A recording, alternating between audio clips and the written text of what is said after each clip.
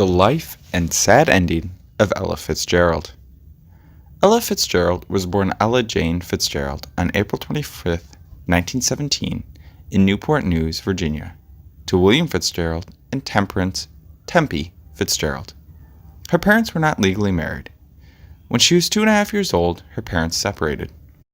In the early 1920s, Fitzgerald's mother and her boyfriend, Joseph da Silva, a Portuguese immigrant, moved to Yonkers, New York. After her half-sister, Frances da Silva, was born in 1923, they moved to School Street, a poor Italian area, in 1925. Ella began her education at the age of 6. She attended Benjamin Franklin Junior High School in 1929. Since she was fond of singing and dancing, her church provided her with formal music lessons and some piano lessons.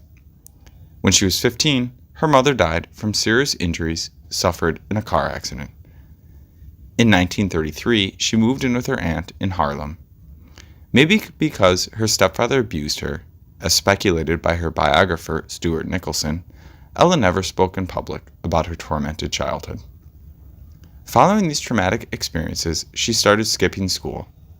During this period, she became involved in minor illegal activities, so the authorities caught her and placed her in the Colored Orphan Asylum in Riverdale.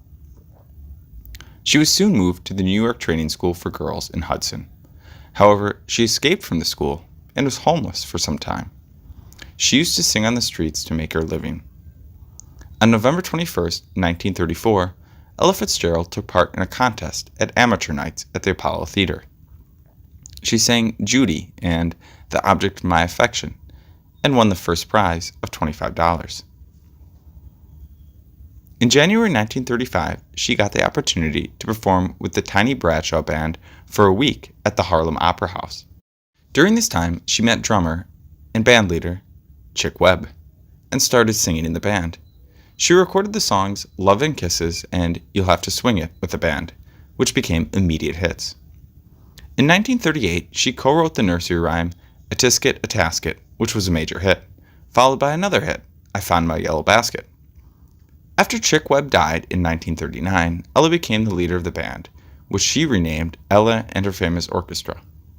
Between 1935 and 1942, she recorded about 150 songs with the orchestra. She also recorded with the Benny Goodman Orchestra. In 1942, she left the band to start a solo career and signed with the Decca label. She also worked regularly for the jazz artist Norman Granz and appeared in his Philharmonic concerts. Later, Granz became her manager. She made her film debut as Ruby in the comedy Ride 'em Cowboy in the same year. With the advent of bebop, Fitzgerald's vocal style underwent changes, and during this period, she started included scat singing in her performances. From 1956 to 1964, she released 8 songbooks or studio albums for Verve Records, the first one being Ella Fitzgerald Sings the Cole Porter Songbook, released in 1956. Ella Fitzgerald Sings the Duke Ellington Songbook was released in 1957. She was also an occasional actress. One of her most notable film roles was the part she played of singer Maggie Jackson in the 1955 jazz film Pete Kelly's Blues. She made innumerable guest appearances on television shows like The Frank Sinatra Show, The Andy Williams Show, and The Pat Boone Chevy Showroom. In her personal life, Ella Fitzgerald married Betty Cornegay, a convicted drug dealer, in 1949, but the marriage was annulled in 1942. She married bass player Ray Brown in 1947. They adopted her half-sister's son, whom they named Ray Brown Jr. Fitzgerald and Brown divorced in 1953. In July 1957, it was reported by Reuters that Ella had secretly married Thor Einar Larsen, a Norwegian.